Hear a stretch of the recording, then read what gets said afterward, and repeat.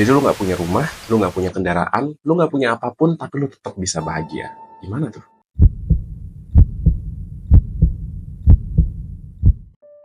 Bayangin, lu bangun pagi di tahun 2030, tapi semua sudah berubah total. Uang kertas hilang, privacy sudah nggak ada, dan setiap gerakan lu diawasi. Ini kedengarannya udah kayak film distopia ya, tapi banyak yang percaya semua ini bukan kebetulan. Semuanya sudah dirancang sejak lama. Selamat datang di Cryptic Saturday.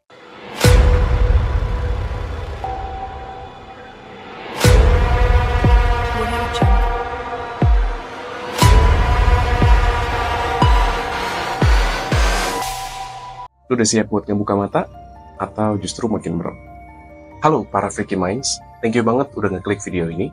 Dan kalau kalian inget, di video Cryptic Saturday gue sebelumnya, kita ada ngebahas tentang proyek Bluebeam. Ya, proyek Bluebeam itu intinya tentang bagaimana para elit global berupaya untuk memanipulasi dan mengendalikan dunia ini. Dan pembahasan kita kali ini, itu bisa jadi cukup relate dengan proyek Bluebeam tadi. Tahun 2030, itu udah nggak lama lagi guys. Tapi lu sadar nggak, kalau makin kesini, dunia itu udah makin banyak berubah. Banyak yang bilang, 2030 bukan hanya sekedar angka, tapi merupakan titik awal dari sesuatu yang besar, mengerikan, dan sudah direncanakan sejak lama. Inilah yang disebut sebagai The New World Order, atau tatanan dunia baru. Tapi pertanyaannya adalah, apa benar di tahun 2030 segala sesuatunya baru dimulai? Kali ini, kita akan bahas tentang salah satu teori konspirasi yang cukup besar di abad ini, yaitu 2030 dan tatanan dunia baru. Jadi semuanya bermulai dari segala sesuatu yang terdengarnya positif, yaitu agenda 2030 yang berasal dari PBB. Di atas kertas, ini memang berisikan sesuatu yang positif guys. Isinya itu kurang lebih tentang pembangunan berkelanjutan, pengentasan kemiskinan, dan pelestarian lingkungan. Tapi, banyak orang yang percaya sama teori konspirasi bilang ya ini cuma topeng aja gitu. Kenapa?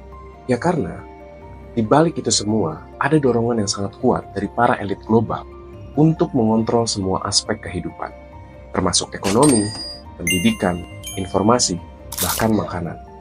Lu pernah tahu atau pernah dengar istilah you will own nothing but you will be happy? 8 predictions. You'll own nothing and you'll be happy. Based on the input members of the World Economic Forum, whatever you want, you'll rent and it'll be delivered by drone. Jadi istilah itu muncul dari World Economic Forum.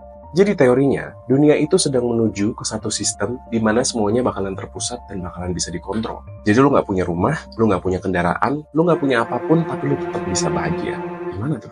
Juga banyak orang yang percaya, para elit global, seperti bank-bank internasional, tokoh-tokoh politik, sampai organisasi seperti WEF dan PBB, itu sudah punya rencana sejak lama untuk meriset dunia ini. Jadi riset ini bisa dikaitkan dengan agenda 2030, yang mencangkup digitalisasi ekstrim, dan pemerintahan tunggal secara global. Ya, sekilas ini sebenarnya kedengarannya kayak positif ya guys. Tapi, apa benar ini diperuntukkan untuk masa depan manusia? Atau justru ini diciptakan dan direncanakan untuk mengendalikan kita semua? Kita masuk ke agendanya guys. Jadi, agenda 2030 yang berasal dari PBB yang gue bilang tadi, itu secara resmi memiliki 17 tujuan pembangunan berkelanjutan. Tapi teori konspirasi bilang kalau tujuan sebenarnya itu yaitu untuk menghapus kedaulatan negara dan membentuk satu pemerintahan dunia. Jadi satu sistem, satu otoritas. Nah, kita masuk ke penghapusan uang tunai dan dominasi digital. Lu bayangin ya, di tahun 2030 nanti, semua transaksi itu sudah harus pakai digital ID dan uang fisik udah nggak ada lagi sama sekali. Lu mau beli makan, lu harus scan identitas dulu. Mau akses internet, harus login dulu ke sistem global. Semua pergerakan lu intinya bisa dipantau kapan aja. Ya lu mungkin sekilas mikir ini tuh sesuatu yang efisien gitu kan. Tapi pertanyaannya adalah, gimana kalau sistem ini itu dikendalikan atau disalahgunakan oleh oknum tertentu yang bisa kapan aja membisukan lo hanya karena pendapat lo berbeda dengan pemerintah? Ya sebenarnya hal-hal kayak gini kita udah lihat ya guys, bahkan beberapa tahun ke belakang. Ya seperti QR code, e-wallet, transaksi online itu udah familiar lah dan udah bukan hal yang aneh lagi buat zaman sekarang gitu kan. Tapi konon di tahun 2030 nanti uang tunai itu bakalan ditiadakan sepenuhnya. Jadi kan kalau sekarang kita masih tetap bisa ada option ya. Kita pakai uang cash atau uang tunai, atau kita pakai e-wallet atau mungkin debit atau kredit gitu. Tapi nanti di tahun 2030 kita nggak punya lagi yang namanya uang kertas guys. Jadi kalau kalian mau belanja atau kalian mau transaksi, itu semuanya sudah menggunakan uang digital. Nah, metode pembayaran ini dinamakan CBDC atau singkatannya adalah Central Bank Digital Currency. Nah, yang jadi masalah apa? Ya semua transaksi jadinya bisa dilacak dong, bahkan dikendalikan. Contoh, misalkan lo mau beli kopi, sistem bisa aja nolak kalau dianggap boros karbon. Gaji lo bisa juga dibekukan kalau dianggap opini politik lo berbeda atau bertentangan dengan pemerintah. Serem nggak tuh? Jadi Cina itu udah mulai menerapkan yang namanya sistem social credit score. Jadi semisalkan lo ngelakuin pelanggaran kecil aja, lo bisa dibatasi untuk akses transportasi umum atau bahkan pendidikan.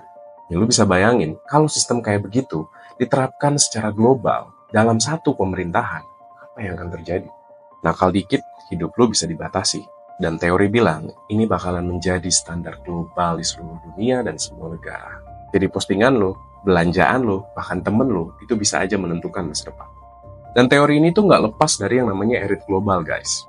Beberapa nama seperti Rothschild, Rockefeller, Bill Gates, sampai organisasi seperti WEF dan Bilderberg, juga Freemason itu sering banget dikaitkan sama teori konspirasi ini. Seperti yang gue bilang tadi, teori konspirasi itu banyak bilang kalau mereka memang sudah sejak lama merancang yang namanya tatanan dunia baru.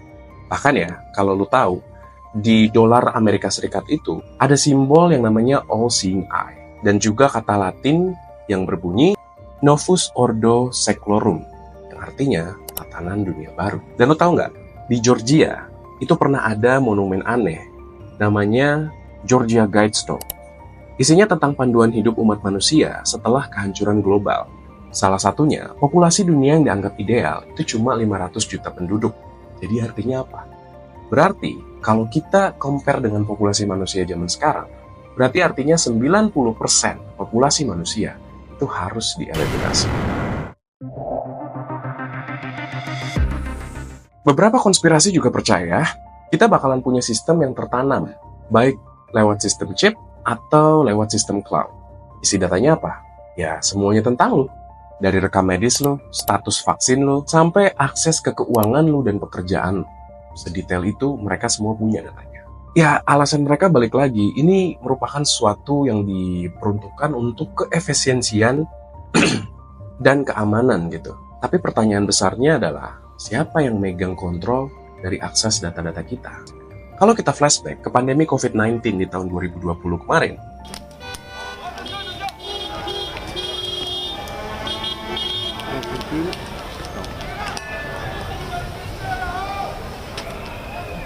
itu banyak banget orang yang percaya, terutama yang percaya sama teori-teori konspirasi, kalau itu merupakan sebuah awal yang digunakan oleh para elit global sebagai trial gitu loh, atau simulasi awal. Ya gimana enggak, saat dunia panik, kontrol global itu bisa diterapkan lebih mudah. Ya gua rasa kita semua juga pernah ngalamin ya. Ya dari mulai lockdown, vaksin digital, QR code kita harus ikutin kemanapun kita mau akses tempat gitu. Ya intinya semua itu ngebuka jalan untuk satu sistem yang terpusat. Tapi gimana menurut kalian? Boleh banget kalian bisa share di kolom komentar pengalaman atau experience apa yang baik yang positif maupun negatif yang pernah kalian alamin saat pandemi COVID-19 di tahun 2020 kemarin. Ya, pertanyaannya sekarang simpel sih. Kalau semua itu terintegrasi dalam satu sistem, siapa yang jamin itu semua nggak bakal disalahgunakan? Klaus Schwab dari World Economic Forum itu pernah bilang, "You will own nothing, but you will be happy." Atau artinya adalah, kalian nggak akan punya apa-apa, tapi bakalan tetap bisa bahagia. Ya buat sebagian orang, ini merupakan sebuah ancaman gitu loh, bukan solusi. Gimana menurut kalian, para Freaky Minds? Kita masuk ke proyek ID 2020 dan identitas digital. Jadi proyek ini didukung oleh beberapa tokoh besar dunia, salah satunya Bill Gates. Tujuannya apa? Digital ID untuk semua umat manusia. Teorinya, ID digital ini merupakan langkah awal yang digunakan untuk menghapus atau menggantikan identitas tradisional yang kita punya selama ini. Jadi konon, nanti di tahun 2030 itu nggak akan ada lagi, mungkin kalau di Indonesia, kartu tanda penduduk dan sebagainya. Gitu. Dan nanti di tahun 2030 itu semua akan digantikan dengan ID digital yang berlaku untuk seluruh dunia. Jadi semua orang di dunia ini tuh punya ID yang sama.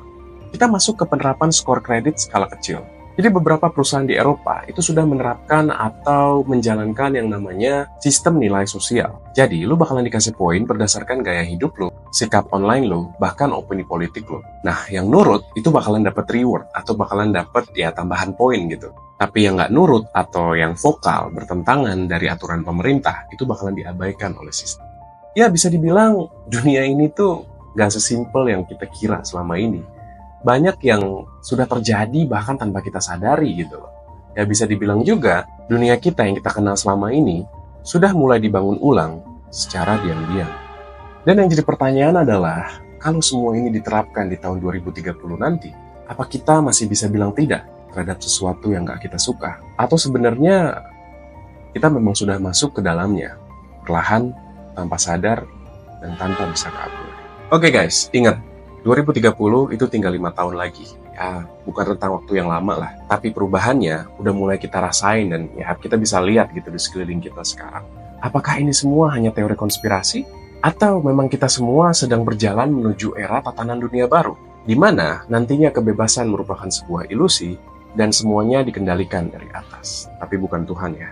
Tahun 2030 bisa jadi bukan merupakan sebuah akhir, melainkan sebuah awal dari sesuatu yang lebih besar dan ya bisa jadi mengerikan. Dan mungkin di balik semua kata-kata manis dan janji-janji manis dari program-program global, ada rencana yang gak pernah kita bayangkan sebelumnya. Gue pengen tahu dan gue pengen banget denger komentar-komentar dari kalian. Bagi kalian para Freaky Minds, percaya gak sih kalau ini merupakan sebuah teori konspirasi yang berskala global? Atau menurut lo, ini cuma ya sekedar paranoia semata gitu? Boleh banget drop di kolom komentar di bawah. Jadi kita bisa saling discuss, ya mungkin juga bisa memunculkan teori-teori baru. Juga mungkin ada beberapa hal yang gak gue sebutin di pembahasan tadi, itu bisa banget kalian drop di kolom komentar di bawah ya. Dan thank you banget buat kalian yang udah klik video ini. Kalau kalian suka teori-teori konspirasi dan juga hal-hal yang ya cukup misterius lah yang terjadi di dunia ini, jangan lupa buat di like, subscribe, dan nyalain lonceng notifikasi kalian supaya nggak ketinggalan video berikutnya. Kita bakalan ketemu lagi di segmen Freaky Sunday besok. Pesan gue cuma satu. Ingat, yang terlihat belum tentu nyata.